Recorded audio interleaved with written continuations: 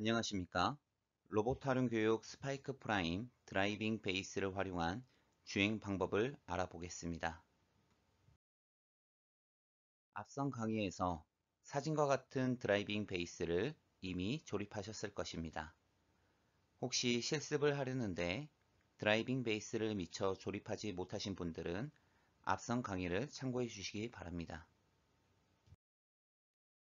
스파이크 앱을 열고 새 프로젝트를 열어주시기 바랍니다. 프로젝트 이름을 입력하고 가운데 단어 블록을 선택한 후 만들기 버튼을 클릭합니다.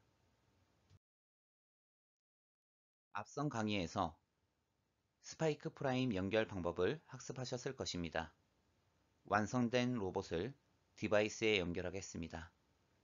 스파이크 프라임 앱에서 허브 연결 열기 버튼을 선택합니다. 디바이스와 스파이크 프라임을 처음 연결하면 다음과 같은 표시창이 뜨게 됩니다. 아래 절차에 맞추어 스파이크 프라임을 연결해 주시기 바랍니다. 스파이크 프라임을 연결하는 방법은 블루투스 연결 방법과 USB 케이블을 이용한 연결 방법으로 나뉘는데 매번 선으로 연결하여 프로그래밍 파일을 다운받아야 하는 불편함을 해결하고 로봇 이동에 제한이 없으려면 블루투스로 연결하는 것을 추천합니다. 앱과 스파이크 프라임이 연결되면 연결 상태가 파란색으로 바뀌고 스파이크 프라임에 연결된 모터와 센서 값이 표시되는 것을 확인할 수 있습니다. 세부 연결 상태를 확인하기 위해 허브 연결 열기 버튼을 선택합니다. 모터와 센서의 현재 값과 어느 포트에 연결이 되어 있는지를 확인할 수 있습니다. 이번에 조립한 드라이빙 베이스에서는 미디엄 모터를 이용하여 주행하도록 되어 있습니다. C포트에는 드라이빙 베이스의 왼쪽 바퀴에 해당하는 미디엄 모터가 연결이 되어 있으며 D포트에는 오른쪽 바퀴에 해당하는 미디엄 모터가 연결되어 있습니다. 프로그래밍을 하여 모터를 움직여 보겠습니다. 스파이크 프라임 앱 왼쪽 블록 팔레트에서 모터 블록과 동작 블록을 이용하겠습니다. 모터 블록의 블록들을 이용해서는 단일 모터를 제어할 수 있습니다. 다시 말해 하나의 모터만을 제어할 수 있는 블록들로 구성되어져 있습니다. 동작 블록의 블록들은 복수 모터를 제어하는 블록들로 일반적으로 바퀴 2개를 동시에 제어해야 하는 경우에 사용합니다. 먼저 모터 하나만을 제어해 보도록 하겠습니다. 모터 블록에서 지정된 시간만큼 모터 작동 블록을 가져옵니다. 모터 연결 포트에서 기본값은 A로 설정이 되어 있는데 이것을 C로 변경하고 방향을 시계 방향으로 설정합니다. 스파이크 프라임 앱에서 실행 버튼을 눌러 모터 동작을 확인합니다.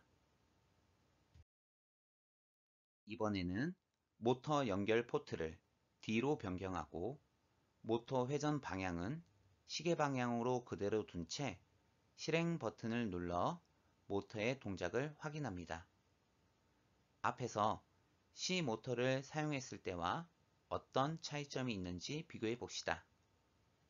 C포트인 왼쪽 바퀴가 시계 방향으로 회전하게 되면 드라이빙 베이스가 뒤로 후진하며 회전하게 되고 D포트인 오른쪽 바퀴가 시계 방향으로 회전하게 되면 드라이빙 베이스는 앞으로 전진하며 회전하게 됩니다. 모터 동작은 회전, 각도, 시간을 이용하여 제어할 수 있습니다. 회전은 모터가 회전하는 횟수를 이용하는 것이고 각도는 회전 각도를 활용하는 것입니다. 다시 말해 각을 360도로 설정하게 되면 한 바퀴를 회전하는 것이므로 회전의 1회전과 같게 됩니다. 시간을 활용할 수도 있는데 동작 시간을 초 단위로 설정하여 모터를 동작시킬 수 있습니다. 동작 블록의 모터 속도는 속도 설정 블록으로 설정할 수 있는데 별도 설정이 없을 경우 기본 속도는 75%로 설정됩니다. 다음으로 동작 블록을 이용하여 두 개의 모터를 동시에 제어해 보도록 하겠습니다. EV3와는 달리 스파이크 프라임의 경우 기본값 설정이 필요합니다. 1번 블록은 동작 속도를 설정하는 블록입니다. 일종의 파워값이라고 볼 수 있으며 마이너스 100에서 플러스 100 사이의 값을 가집니다. 플러스 값은 전진, 마이너스 값은 후진을 나타냅니다. 예를 들어 방향을 전진으로 입력하고 플러스 값의 속도를 입력하면 전진하게 되지만 방향을 전진으로 입력하고 마이너스의 값을 속도로 입력하면 후진을 하게 됩니다. 반대로 방향을 후진으로 입력하고 마이너스 값의 속도를 입력하게 되면 전진을 하게 됩니다. 그리고 이 동작 속도 블록을 사용하지 않을 경우 기본값 50%로 동작하게 됩니다. 2번 블록은 모터 동작을 설정하는 블록입니다. 동작 블록들을 사용할 경우 반드시 모터 동작을 설정해 주어야 합니다.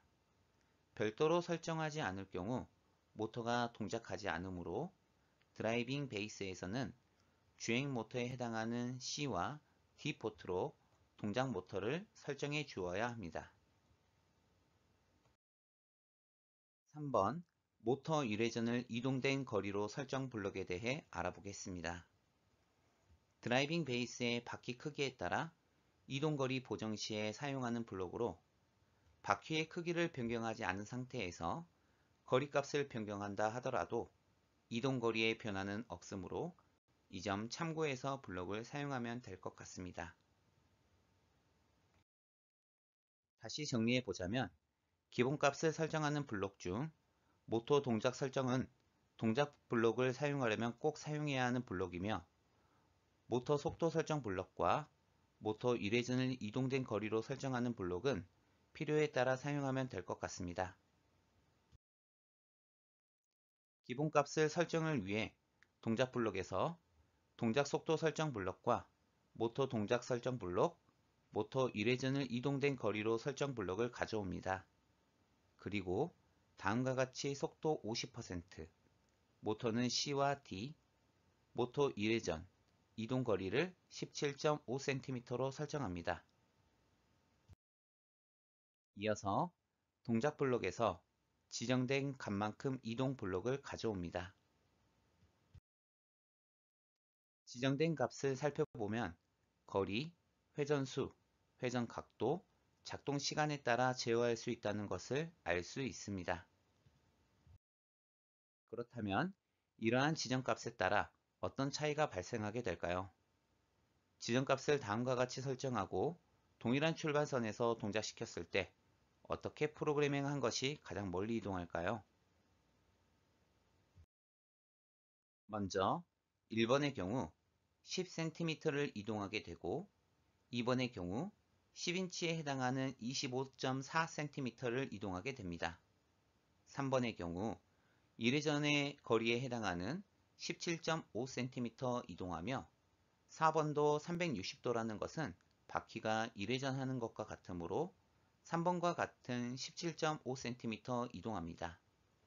5번에서는 1초 동안 이동하는데 이것은 속도값에 따라 달라지긴 하지만 약 50%의 속도로 동작했을 시 약 20cm 이동하게 됩니다.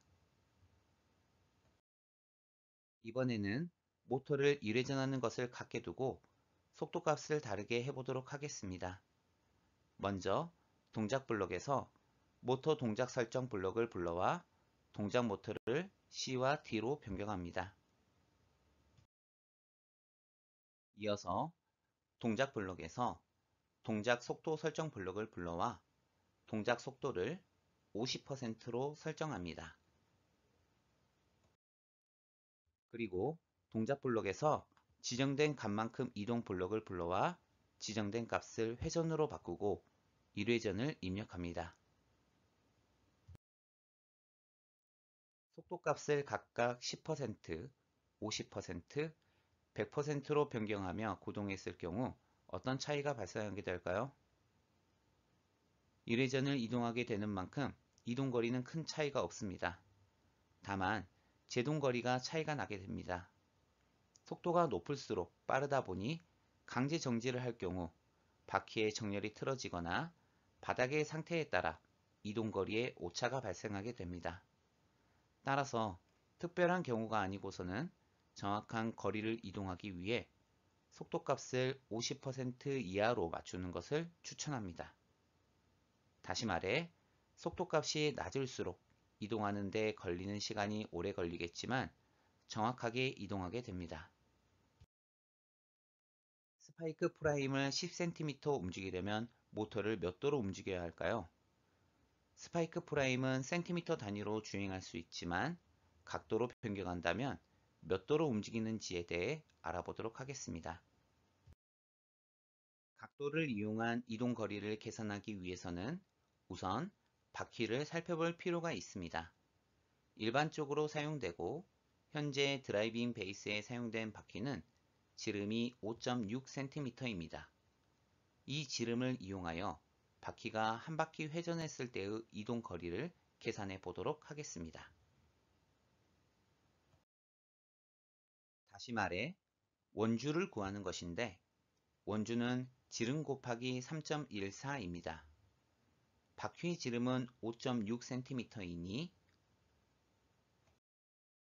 5.6 곱하기 3.14를 계산하면 17.584로 계산됩니다.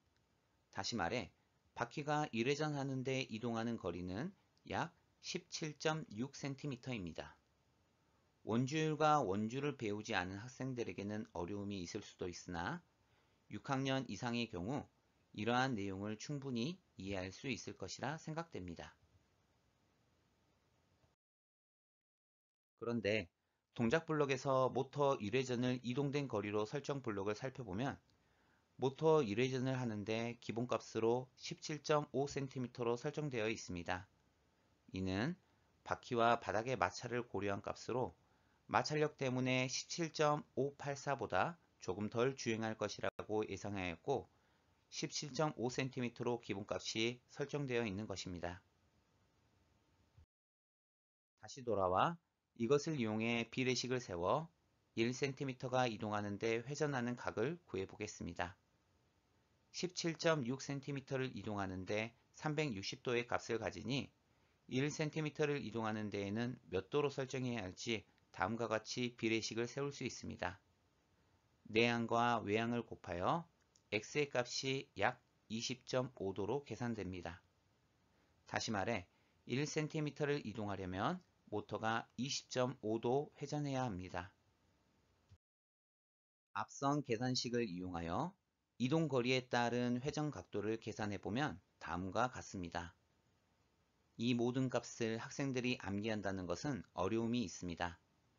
그래서 1cm와 10cm를 이동하는 경우는 회전 각도를 얼마로 설정해야 하는지 정도만 학생들이 이해하면 좋을 것 같습니다. 다만 회전 각도에 따른 이동 거리에 대한 이해가 부족한 학생들이라면 지정된 값을 센티미터 단위를 이용하여 주행할 수 있도록 안내하는 것이 좋을 것 같습니다. 이상으로 스파이크 프라임을 활용한 주행 방법을 알아보았습니다. 고생하셨습니다.